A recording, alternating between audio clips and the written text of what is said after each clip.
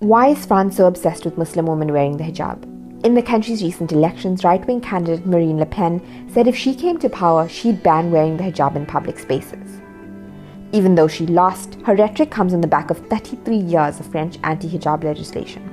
So why are the French public so hung up on a piece of cloth? The answer may go back almost 200 years to the French colonial project in Algeria, and how the headscarf and Muslim women who wore it were fetishized by colonizers who wanted to liberate Muslim women.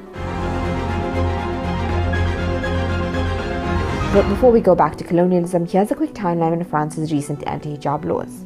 It all started in 1989 when 3 Muslim girls were forced to remove their hijabs in their middle school. The State Council ruled that the hijabs were compatible with French schools, but the Education Minister Lionel Jospin said it was up to educators to decide whether Muslim girls could wear hijab or not.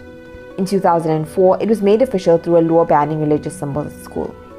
In 2011, full-face veils were banned for the 367 women on record in the country who wore them. In 2016, a bunch of anti-burkini decrees emerged until the State Council deemed them illegal.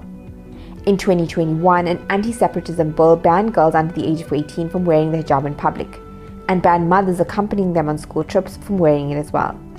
A 2019 study reported that 60% of French Muslim women who wore the hijab were discriminated against because of it. So, why are Muslim women being targeted? To start, there's the French notion that the headscarf is in opposition to laïcité, the constitutional principle of secularism. In 1905, the church and state were legally separated. There was to be freedom of religion, but it was to remain in the private sphere. Muslim women in France are thought to threaten this, and in so recent years the headscarf, which is pretty complex and may mean different things to different Muslim women, have been reduced to one thing in France: a direct rejection of French values. But of course this isn't the whole story, because other symbols from faith groups haven't come under fire as much as the headscarf has.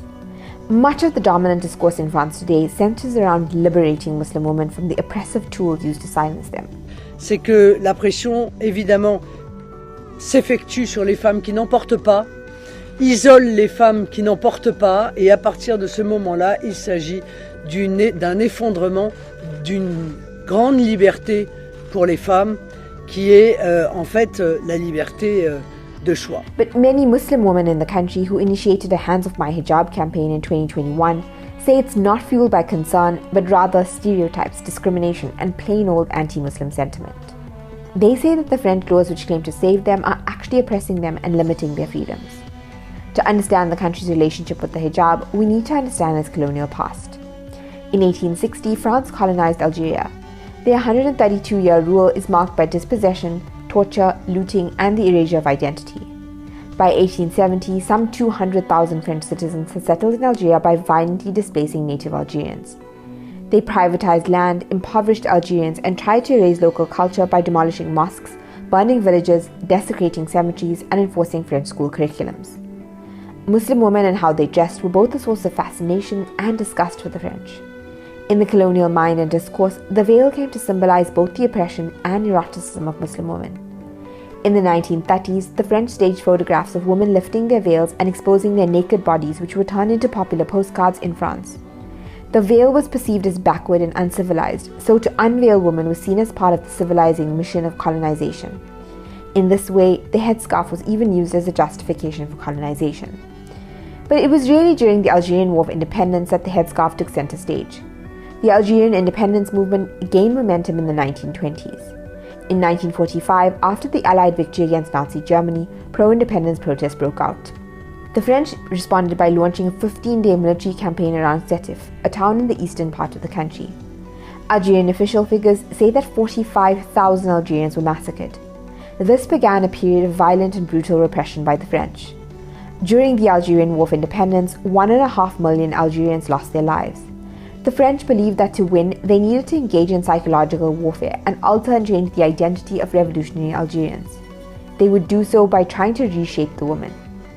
Frantz Fanon, an anti-colonial intellectual, claimed that the French strategy to destroy Algerians' capacity for resistance focused on destroying the structure of Algerian society, by conquering the woman and going to find them from behind the veil. In 1958, mass unveiling ceremonies were staged across Algeria. The wives of French military officials unveiled some Algerian women in public ceremonies as a symbolic measure to demonstrate that they had been won over by European values. Later, historians discovered that many of the women who participated were either pressured into it or had never worn the veil before. In response to the unveiling ceremonies, the veil became a symbol of colonial resistance for many Algerian women. Female resistance fighters even used the hike, a traditional robe, to hide and smuggle explosives. In 1960, Mark Granger, an official regimental photographer, was ordered to take identity photos of 2,000 men and women in Port-au-Prince, a village 120 kilometers from Algiers. The women were forced to remove their veils for the cameras. He managed to smuggle 6 portraits of the women out of the country, and the photos have been widely interpreted, even by the photographer, as symbols of the violence of colonial domination. During the war, French soldiers also used a campaign of widespread rape and torture against Algerian women.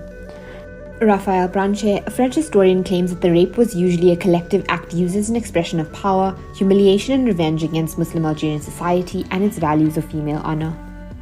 Algerian men were often forced to watch. Some French soldiers also took trophy photos, usually of a naked woman standing between 2 soldiers. Algeria finally won its independence in 1962 and the French left. During and after the colonization of Algeria, many Algerians and other North Africans who were part of the French colonial enterprise immigrated to France, bringing Islam and the headscarf with them. Are the French politicians who are trying to control what Muslim women wear still stuck on their own colonial fantasies of the hijab?